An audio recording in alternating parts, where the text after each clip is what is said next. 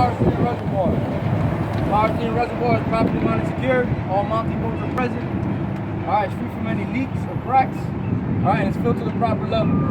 So whenever we're talking about a reservoir, anything that's holding liquid, you want to make sure there's no cracks in it, no leaks, right? And it's filled to the proper level. So again, power steering reservoir. This is the can that holds all your power steering fluid, and it sends it to your pump and stuff like that, right? So your power steering reservoir properly mounted secured, all mounting bolts are present. When you tell them properly mounted secured, how is it properly mounted secured? All mounting bolts present, right? There's no cracks or leaks in the reservoir, and it's filled to the proper level. Boom, right? Now any holes that's running to it are free from any abrasions, bumps, cuts, or dry rot. So whenever we're talking about rubber, you can use ABCD. No abrasions, bumps, cuts, or dry rot. Alright, you can use bulges for bumps as well, right? It's the same thing. Alright? So like I said again, ABCD for anything that's rubber. So tires, any rubber hoses, any gaskets that are rubber, we talk about ABCD. Alright? So again, any hoses running to my power steering reservoir, free from any abrasions, bumps, cuts, or dry rot. Alright? Now this hose right here, I will follow this hose. This is exactly what we're going to tell the tester. I will follow this hose, and it should take me to my power steering pump. That power steering pump, right? If you follow this hose, it's going to be way back here behind the chassis. It's hard to see. You will tell them, I'm going to follow this hose, and take me to my power steering pump. That power steering pump is properly mounted secured, free from any cracks or leaks, right? And it's gear driven. Alright, you got to mention whether it's a belt driven pump or a gear driven pump. Obviously, the belt's way up here, right? This hose is running way back here. You can see a belt running back there, so you know it's going to be gear driven. Alright, if you don't see a belt running to a pulley that's turning that whole system, it's a gear driven pump. Alright, so again, that power steering pump is properly mounted secured, no cracks, no leaks, and it's a gear driven pump. Alright, right on top of that pump, I have my air compressor. You guys might want to move in so you guys can see that. Alright, this is that what fills up your brakes. Alright, this fills up your horns, you see your air ride seat, this controls everything. Alright, so your air compressor is right here. Okay. This air compressor again is properly mounted secured, free from any cracks or leaks in it. Alright? It is a gear driven or belt driven? Gear driven, good job. You don't see a belt running there, so you know it's gear driven. Alright? So again, that air compressor is properly mounted secured, no cracks, no leaks, and it's a gear driven pump. Alright, now any hoses running to it, if it's a metal hose, they're free from any bends, cracks, or leaks. If it's a rubber hose or polyurethane, like some of these have, you're going to mention there's no abrasions, bumps, cuts, or dry rot. Alright, so you just got to look at the pump, see what hoses are running to it. If you see any metal hoses such as this one right here, any bends, cracks, or leaks. If there's any rubber hoses like this braided line right here, there's rubber underneath that braid, free from any abrasions, bumps, cuts, or dry rot. Alright, now I'll keep moving right on level 1 and I don't see anything else further back here. So now I'm going to come directly back to level 2 and work my way right. Alright, so right here, does anybody know what this is? Yep, there we go. Here's your power steering gearbox. Good job. This power steering gearbox is properly mounted secured. All mounting bolts are present. It's free from any cracks or leaks. That's all you got to mention. Alright, properly mounted secured, no cracks or leaks. Alright, and mention the name of it. And on the day of the test, you want to touch every part you're talking about. So if you're talking about it, go ahead and touch it. Alright, power steering gearbox, properly mounted secured, no cracks, no leaks in it. Any hoses running to it are free from any abrasions, bumps, cuts, or dry rot. Alright? Now I'll keep moving right on level 2. Level 2 you can actually put in your head as the chassis, right? So I'll keep moving right on the chassis side. Right? Boom, the next thing I run into is this right here. What is that? Is anybody? Shock absorber, beautiful. That shock absorber is properly mounted secured with the top and bottom mounting bolts, or all mounting bolts are present, whichever one you want to use, alright? All mounting bolts are present, free from any bends, cracks, or leaks, because these can leak, alright? Some of them hold fluid, some hold nitrogen, alright? So you want to make sure there's no bends, cracks, or leaks in my shock absorber. Alright, so again, properly mounted shock absorber is properly mounted secured with the top and bottom mounting bolt, free from any bends, cracks, or leaks in my shock absorber. Now I keep moving right on level 2. Obviously there's nothing else further back here. So now I'm going to go directly back to level 3, which is right here.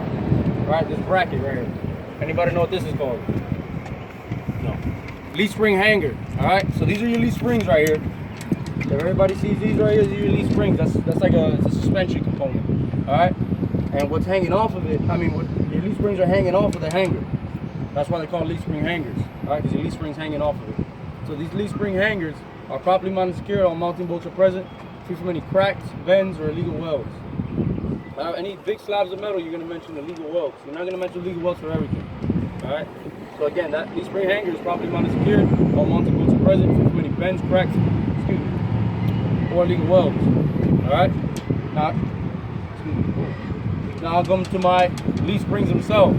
The leaf springs themselves are properly mounted secure with the proper U-bolts.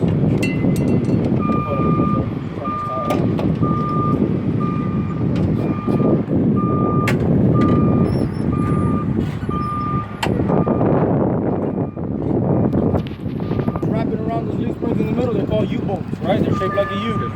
Alright? So U-bolts should have all 4 nuts present underneath. So you're going to tell the tester leaf springs are properly mounted secure with the proper U-bolts. Those U-bolts should have all 4 nuts present underneath. Alright? Now my leaf springs themselves should have no shifted leaf springs, right? No shifted leaf springs, no missing leaf springs, no cracks in the leaf springs. Alright? So again, I'm going to go over it again because I know it's kind of a lot. Leaf springs are properly mounted secure with the proper U-bolts. Those U-bolts should have all 4 nuts present underneath.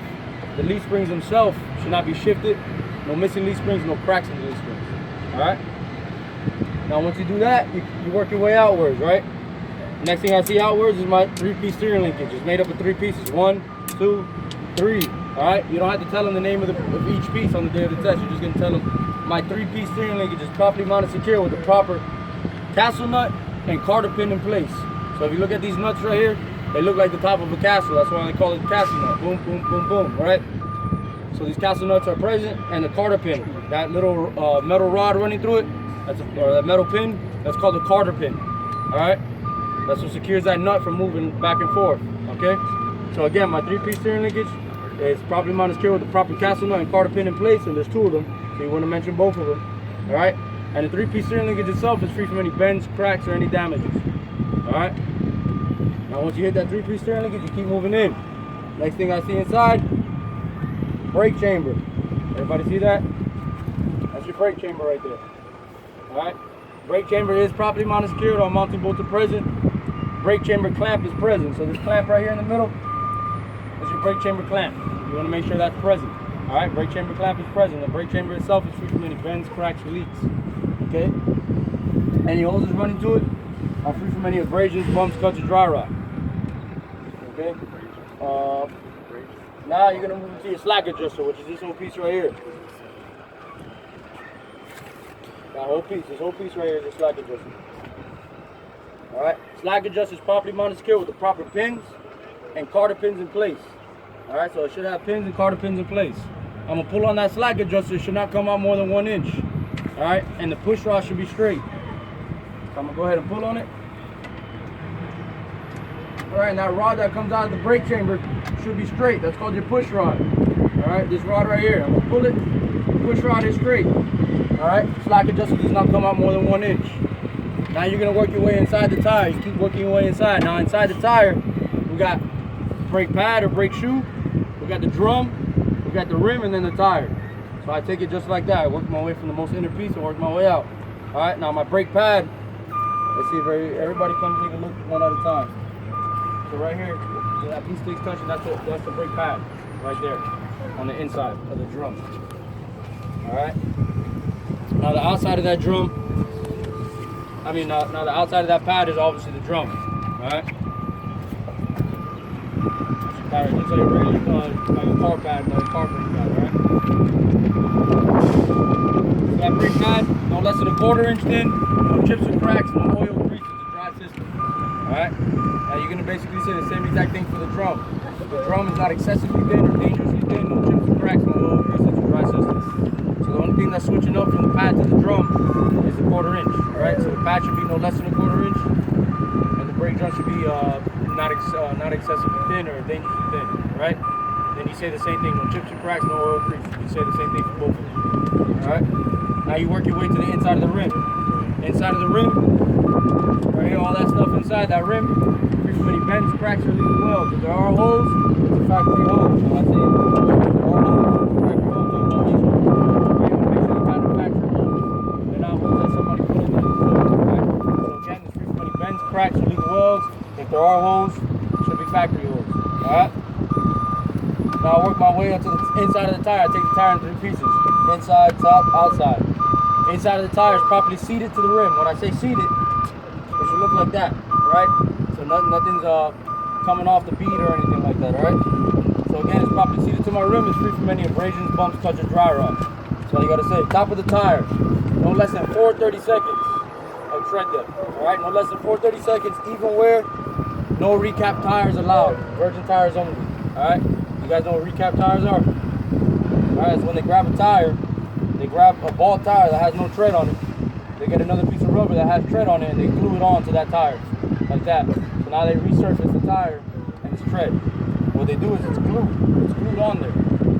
So all those pieces of rubber that you see on the highway, those pieces of rubber or tire, that's what that is. That's recap tires. They get heated up, that glue melts, they pop right off. That's why they're not allowed over here in the front. You put a recap tire up here and that shit comes off, you gotta hold on for your life. Alright?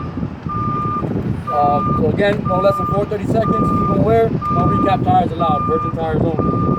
Outside of the tire, properly seated to the rim, free from any abrasions, bumps, cuts, and dry rot, and it should be filled to 80 or 100 psi or whatever the manufacturer indicates. So when you get to the outside of the tire, you're just mentioning psi, alright, 80 to 100 or whatever the manufacturer indicates. Alright, now you do the outside of the rim. Rim on the outside is bends, cracks, and welds, but there are holes, factory hole. Alright, now I'm gonna grab my valve stem, because where you pump your air at, it's called your valve stem. I'm gonna grab it, shake it, make sure there's no leaks out of my valve stem. Cap should be present, a metal cap should be present. Alright, just keep working your way inside. Now I got my lug nuts. They're all present and tight. Alright, there's no running rust or metal shavings, which indicate a loose lug nut. Alright, keep working your way inside. You got your hub seal. Hub seal is properly mounted secured. All mounting bolts are present. Should be filled to the proper operating level. Should not have any leaks. Okay. Another thing, on the day of the test, everything's 100%. Even if you find a leak right here, you're going to tell them it should have no leaks. If you find this tire flat, it should be filled to 80 or 100 psi. All right. If you find a reservoir with no fluid in it, it should be filled to the proper level. If you find a reservoir with a crack in it, it should have no cracks. You understand me? Everything's 100% because you are going to find things that are wrong on the truck. All right. You might find missing lights and stuff like that, but you should say they should all be properly mounted and secured. All right. So now,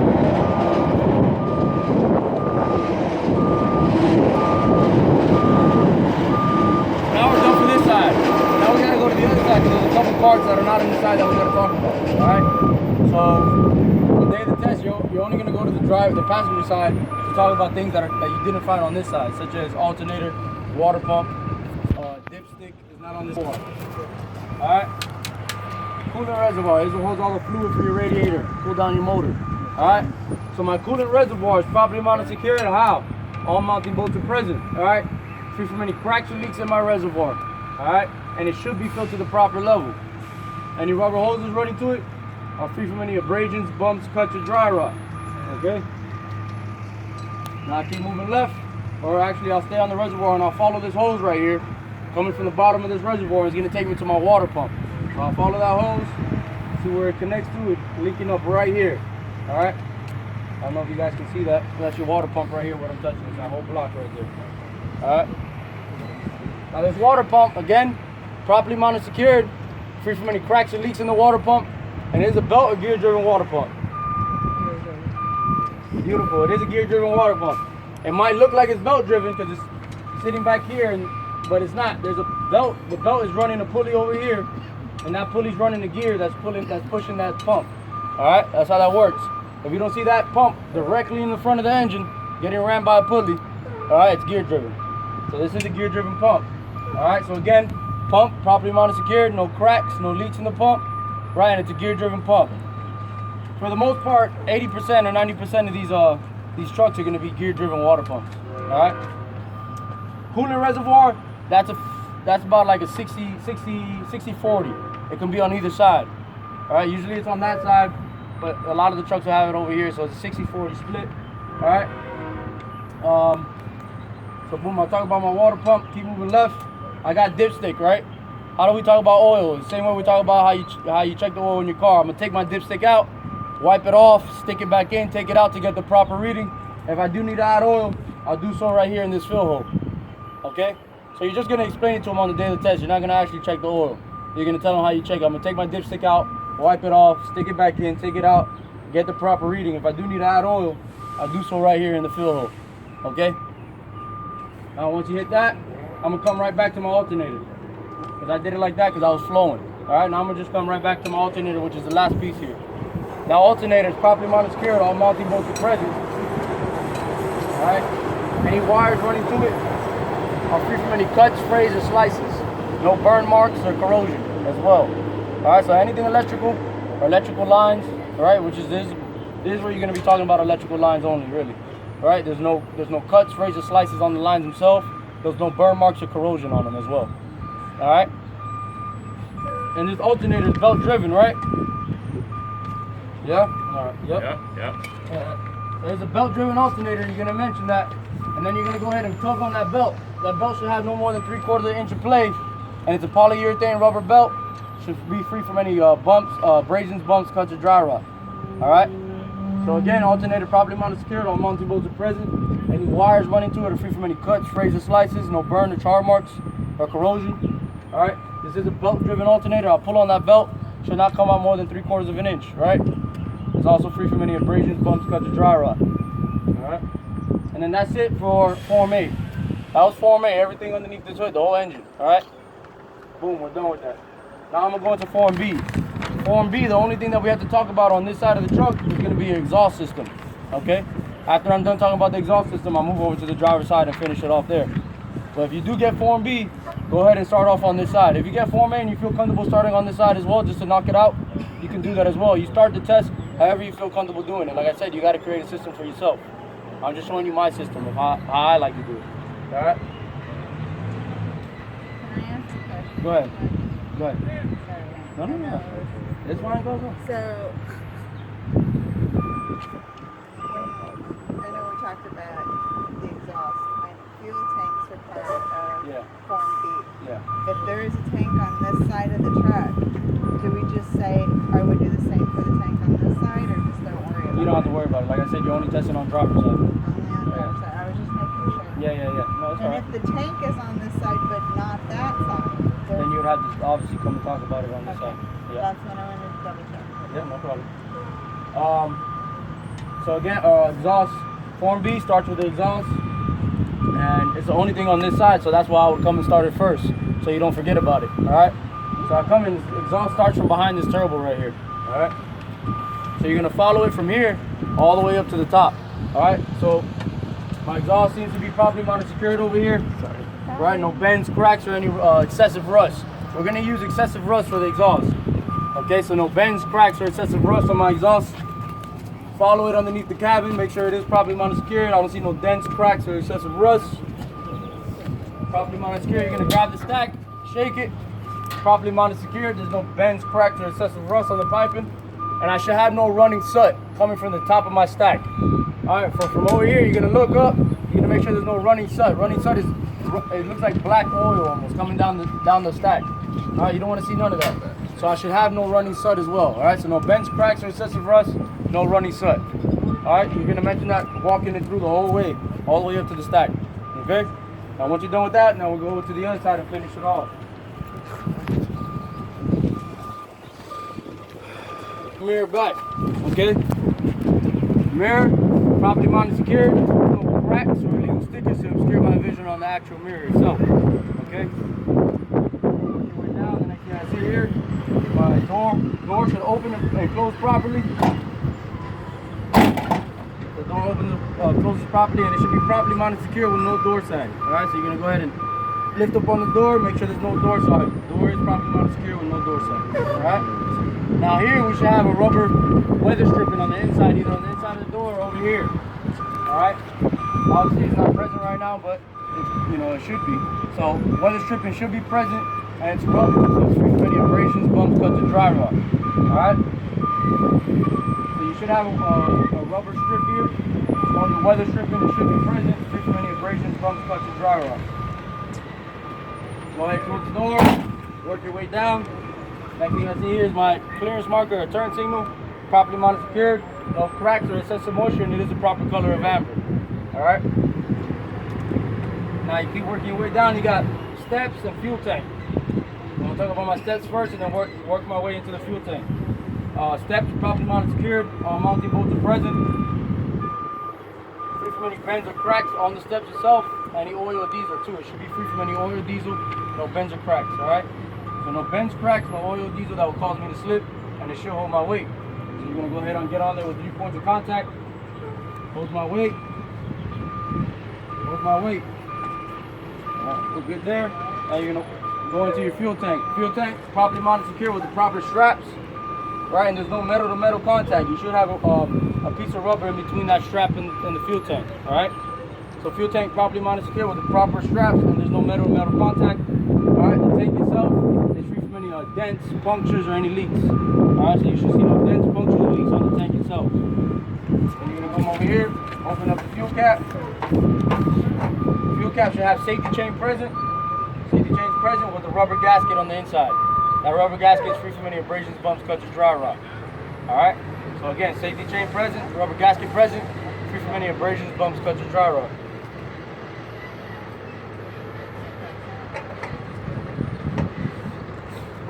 Let's do that. Keep moving back. Now we got catwalk steps, right? There's your catwalk. These are the steps for your catwalk. And my catwalk steps, properly mounted secure, all mounting bolts are present. Alright? Any bends, cracks, any oil, diesel that cause me to slip. Alright, and it should hold my weight. So again, you're going to get on that 3 points of contact. Hold my weight. Hold my weight. And you're going to say the same thing for the catwalk. Alright? It's very redundant, very repetitive. So if you guys are doing this every day, going through it every day, it's going to get branded into your brain. Alright? Catwalk steps, properly mounted secured, all mounting bolts are present. Free from any bends, cracks, or any oil, diesel that will cause me to slip. And it should hold my weight. And it is, alright? Now right down the middle, I don't know if you guys are going to be able to see it too good, is your dry shaft. Yep. You got a dry shaft, so it's a bar running from your transmission to your differential. If you guys want to come in or look underneath the truck to see it, that's where it's at. But it's running directly down the middle of this frame. Alright, it's a big old bar, it's called your dry shaft. That dry shaft is properly mounted secured with the proper U-joints. So at the end of the dry shaft, there's U-joints, right? There's a dry shaft. There's a U-joint here and a U-joint up here. Alright? That's how this thing is properly mounted secure. Those U-joints are properly greased. Alright, so my dry shaft is properly mounted secure with the proper U-joints. Those U-joints are properly greased.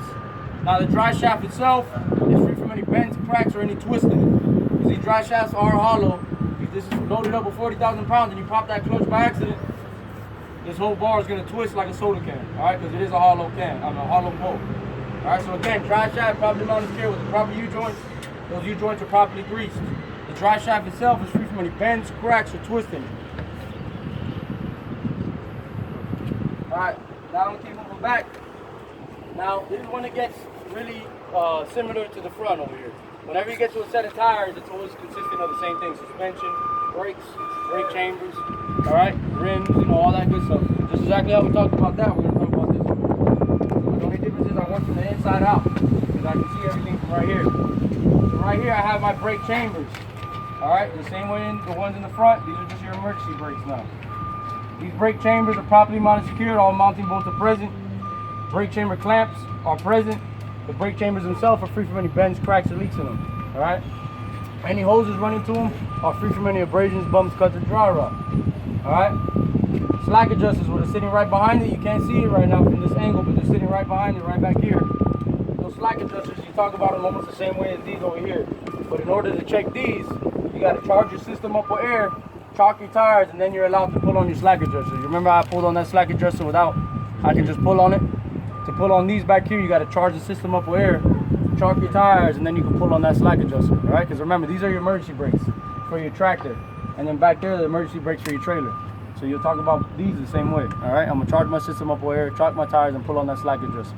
Should not come out more than 1 inch. Push rod should be straight. Alright? And that slack adjuster is properly mounted secure with the proper pins and cotter pins in place. Alright, so again, brake chambers properly mounted secured. All mounting bolts are present. Brake chamber clamp is present. The brake chamber is free from any bends, cracks, or leaks in it. Any hoses running to it are free from any abrasions, bumps, cuts, or dry rot. Alright? Slack adjuster is properly mounted secure with the proper pins and cotter pins in place. To check these slack adjusters, tester, I will charge my system up with air, chalk my tires, and pull on that slack adjuster. It should not come out more than 1 inch. Push rod should be straight. Alright? Once you're done talking about all that, you're going to come work your way out. I got my leaf spring hanger and my leaf springs right here. Leaf spring hanger is properly mounted secured. All mounting bolts are present. It's free from any bends, cracks, or any legal welds in my leaf spring hanger. The leaf springs themselves are properly mounted secured with the proper U-bolts. those U-bolts should have all 4 nuts present underneath. So the day of the test, you will actually get underneath here, tell them all 4 bolts are present underneath. All right. So boom, and the leaf springs themselves should not be shifted. No missing leaf springs, no cracks in the leaf springs. Once you're done talking about your leaf springs, you're gonna work your way from your tire and work your way inside now. All right. So I work my way from the inside out and in. So this right here, oh no, I didn't mention this. So remember I said that's a hub seal up there in the front. This is gonna be your axle seal. All right, because there's your live axle, there's your drive axle, this is what spins the tires. All right, so this is not a hub, there's an axle back here. All right, hubs are just have bearings in them that allows the tire to spin, and they pack it with grease, so this, you know, it doesn't heat up. Same thing, so that's what they have there, and that's what you have back there on those tires. All right, here you have a whole axle with gears inside, driving this whole tire back there. That's why it's called the axle seal. So this axle seal is properly mounted, secured. All mounting bolts are present. All right, should be filled to the proper operating level or proper level. Should not be leaking. All right. Lug nuts present, all present and tight. There's no running rust or metal shavings, which are indicated loose lug nut. Valve stem, grab it, shake it. Should have no leaks. Metal cap should be present. Okay. Now the rim itself is free from any bends, cracks, or illegal welds. If there are holes, it's a factory hole. Now you talk about the tire again, 3 pieces. Outside of my tire, properly seated, free from any abrasions, bumps, cuts, or dry rot. Should be filled to 80 or 100 psi or whatever the manufacturer indicates. Top of the tire, no less than 2 30 seconds of tread depth. All right. So in the front, 4 30 seconds. From here back, 2 30 seconds. All right. So no less than 2 30 seconds of tread depth. Even wear, no recap tires are allowed. You can put recap tires from here back. All right. So recap tires are allowed. Keep working your way inside. There should be no object stuck in between my tires. See, these are 2 tires smashed together, right? 2 rims put together. So there's no space for the tires. You won't want no object stuck in between these tires. You got an object here, and you're rolling with it for a while. It will blow out your tire. All right. So again, no object stuck in between my tires. No daylight in between my rims. All right. So there's 2 rims right here that are heated up in the middle. You want to make sure there's no daylight in between. So no objects and no daylight stuck in between my tires. All right. You talk about the inside of this tire, properly seated, free from any abrasions, bumps, cuts, or dry rot. All right. Go ahead and talk about the outside of this tire on the inside, same way you talk about these, right? So PSI, 80 to 100, no, whatever the manufacturer indicates, properly seated, free from any abrasions, bumps, cuts, or dry rot. Top of the tire, no less than 2 30 seconds of tread depth. Even wear, recap tires are allowed. Come inside, talk about the, properly seated, free from any abrasions, bumps, cuts, or dry rot. Then you work your way on the inside of the rim. All right, which will be your brake shoes and your brake drums. All right, so everybody come in here. Everybody come on and get out of the sun. All right.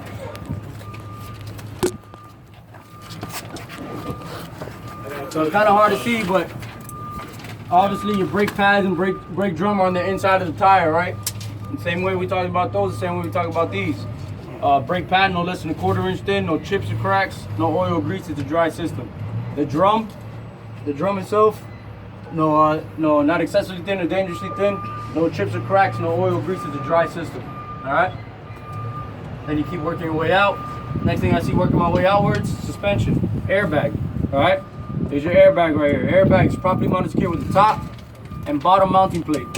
All right. So these plates, this one is hard to see because these bags are deflated, but there's a plate right here at the bottom and a plate at the top. The top plate you can see.